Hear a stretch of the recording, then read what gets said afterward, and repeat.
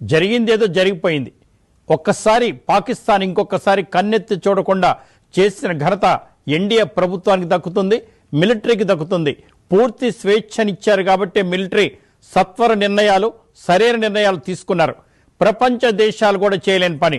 America చాలా late చేసింది Osama bin లాడన్ని లేపేయడానికి, కానీ భారతదేశం గొప్పగా చేసింది.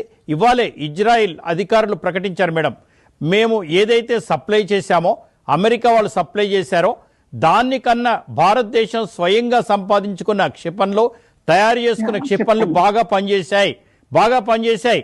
మేమే ఆశ్చర్యపోతున్నాం. మేమే ఇంటర్నేషనల్ నెంబర్ 1 అనుకున్న ఇజ్రాయిల్ భారతదేశం ఇంత బాగా సొంతంగా క్షిపణులు తయారు చేసుకుందా అని వాళ్ళ స్టేట్మెంట్ కూడా ఇచ్చారు మేడం. నేను ఫస్ట్ మీకు డిస్కషన్ లాగా చెప్పాను. సాంబశివరావు గారు, ముఖ్యంగా మీరు చెప్పింది చాలా కరెక్ట్. 5 విషయాలు అసలు మనం ఎంతసేపు ఉన్నా, అఫ్ కోర్స్ ఆర్మీని మనం ఎప్పుడు హ్యాట్స్ ఆఫ్ చెప్పాలి. బట్ నేను ఇంకొక అతి ముఖ్యమైన వ్యవస్థని, ఎక్కువ మంది మాట్లాడిన వ్యవస్థను కూడా ఈ రోజు మనం కంగ్రాచులేట్ చేయాలి.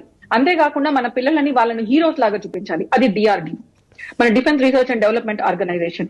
ఎందుకంటే 2004లో మన పరిస్థితి ఏంటంటే, ఆ రోజు కనుక యుద్ధం వస్తే మన దగ్గర కనీసం 4 రోజులు మందుగుండు లేదు, ఆర్టిలరీ గన్ పౌడర్ లేదు.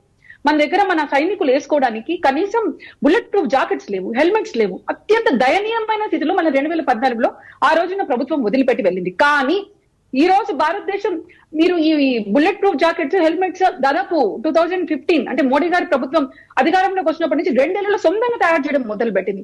అంతేకాకుండా వినాలి ఈ రోజు ప్రజలందరూ కూడా, మన DRDO అత్యంత వేగంగా సొంత టెక్నాలజీతో అత్యంత అధునాతకమైన ఈ వార్ఫేర్ అంటే యుద్ధానికి సంబంధించినవి, బ్రహ్మోస్ క్షిపణులు ఇక్కడ తక్కువ వాడాము ఈ యుద్ధంలో. అవి 2000 కిలోమీటర్ల వరకు వెళ్లి టార్గెట్ ధ్వంసం చేయగలం.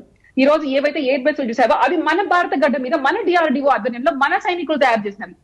అదే విధంగా ఆకాశ్ క్షిపణి, అది మన దేశంలోకి ఎటువంటి రాడార్ వ్యవస్థను ఇంప్రూవ్ చేసిందంటే ఈవెన్ ఇజ్రాయెల్ కూడా ఈ రోజు ఎంచుకుంటుంది. అది తయారు చేసింది మన DRDO, మన సైంటిస్టులు. ఇంతేకాకుండా BEL, HAL ఇవన్నీ కూడా ఎన్నో సదుపాయాలను తయారు చేస్తున్నాయి. ఉదాహరణకు తేజస్ లైట్ ఎయిర్ క్రాఫ్ట్. ఇంతేకాదు సాంబశివరావు గారు, గత 10 ఏళ్లలో సబ్మెరైన్స్ అంటే జలాంతర్గాములు, నీళ్లలో పోయేవి, INS విక్రాంత్ అందరూ వినే ఉంటారు. ఇటువంటివి మన భారతదేశం సొంతంగా తయారు చేసింది. ఇంకా AK-47లో ఇవన్నీ ఎంతో అధునాతక టెక్నాలజీతో తయారు చేసింది. డ్రోన్లు ఇవన్నీ కూడా మనం సొంతంగా తయారు చేస్తాం. ఈ 11 ఏళ్లలో మన సైంటిస్టులు, DRDO కావచ్చు, HAL కావచ్చు, బెల్ కావచ్చు, వీళ్ళు తయారు చేసిన టెక్నాలజీ వ్యవస్థ వల్ల ఈ రోజు మనం సమర్థవంతంగా తిప్పగొట్టగలిగాం. మొత్తం ప్రపంచంలో మన వ్యవస్థ ఎంత బలంగా ఉందో మనం నిరూపించుకోగలిగాం, మనం ప్రూవ్ చేసుకోగలిగాం. ఇజ్రాయెల్ లాంటి దేశం ఈ రోజు మనల్ని పొగుడుతుంది 100% ఎఫెక్టివ్ అని. నేను చెప్తున్నాను, ఈ రోజు రాసి పెట్టుకోండి సాంబశివరావు గారు, 2014కు ముందర మన ఫార్మా ఎక్స్పోర్ట్స్ అంటే ఫార్మసీ అంతా మనం బయటకు పంపించే వాళ్ళం కాదు. ఈ రోజు 3 లక్షల కోట్లు మనం ఎగుమతి చేస్తున్నాం అమెరికా కూడా.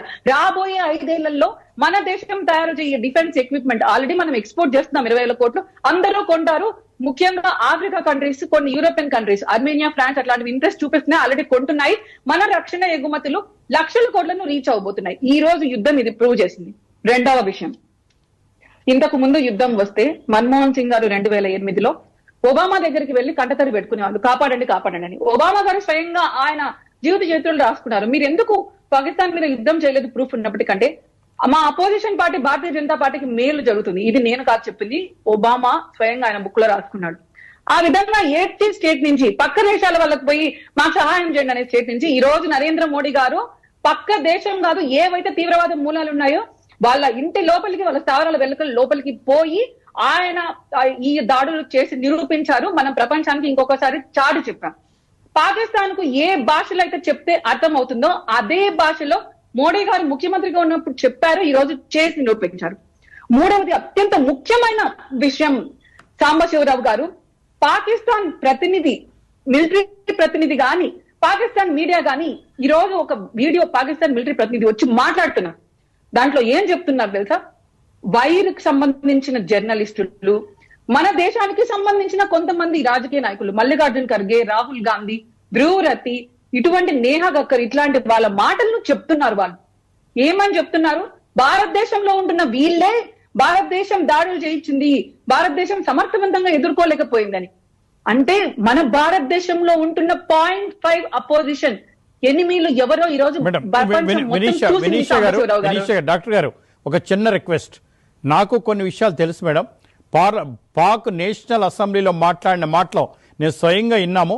అది ఈ రోజు కాదు, ఒక్క 2-3 రోజులు ఉంచండి. పాకిస్తాన్ ఎవరి ధైర్యం చూసుకొని ఆ పహల్గాం దాడికి పాల్పడ్డదో